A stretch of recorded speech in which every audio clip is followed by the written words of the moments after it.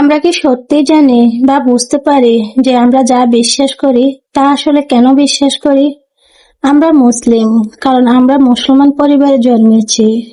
কিন্তু যদি আমাদের জন্ম হিন্দু, খ্রিস্টান, বৌদ্ধ বা ইহুদি পরিবারে হতো, তাহলে কি আমরা সেই ধর্ম অনুসরণ করতাম না? এই কথাটা কোনো ধর্মকে ছোট করার জন্য বলছি না, বরং নিজের কাছে প্রশ্ন রাখলাম, বুঝতে পারলাম আমরা কি সত্যি জানি নাকি শুধু জন্মের কারণে মেনে নিয়েছি। এই বিষয়ে কোরআনে একটি গুরুত্বপূর্ণ কথা এসেছে। যখন কিছু মানুষকে সত্যের দিকে ডাকা হয়েছিল, তারা বলেছিল, না, আমরা তো সেই পথে অনুসরণ করব যেই পথে আমাদের বাপ দাদা পেয়েছে। সূরা আল বাকারা 270 নম্বর পৃষ্ঠার এই আয়াত আমাদেরকে গভীর বিষয়ে বুঝিয়েছে। গুরুত্বপূর্ণ পূর্বের পুরুষদের অনুসরণ করে সত্যি প্রমাণ হতে পারে না।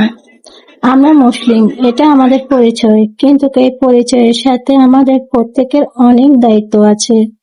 আমাদের উচিত ধর্মকে জানা, বোঝা এবং যাচাই বাছাই করে গ্রহণ করা। শুধু আমরা জন্মসূত্রে মুসলিম এই জায়গা থেকে গেলে এটা পূর্ণতা পায় না। একইভাবে রাজনীতিতে আমরা একই জিনিস দেখি। আমাদের বাপ দাদা যদি আওয়ামী লীগ করে, আমরা বলি আমরা আওয়ামী লীগ। বাপ দাদা যদি বিএনপি করে, তাহলে আমরা বলি আমরা বিএনপি। কেউ জামাত করলে আমরা বলি আমরা জামাত। আমরা এটাই অনুসরণ করি। এইভাবে রাজনীতিতে আমরা একই জিনিস দেখি। আমাদের বাপ দাদা যদি আওয়ামী লীগ করে, আমরা বলি আমরা আওয়ামী লীগ। বাপ দাদা যদি বিএনপি করে, আমরা বলি আমরা বিএনপি। একইভাবে জামাত করলে আমরা বলি আমরা জামাত।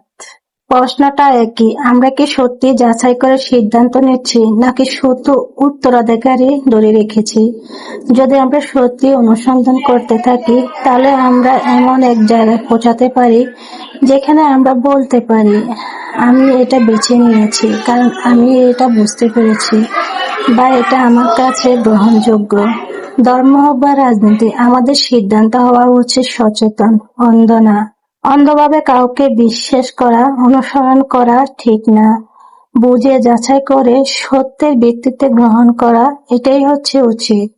এবং আমরা যখন কোনো ধর্ম বা কোনো দলকে অনুসরণ করব, সেটা যেন শুধু পরিচয়ের জন্য না হয়, বরং নিজের ভালোর জন্য, সমাজের ভালোর জন্য, রাষ্ট্রের ভালোর জন্য এবং সর্বোপরি মানবতার ভালোর জন্য।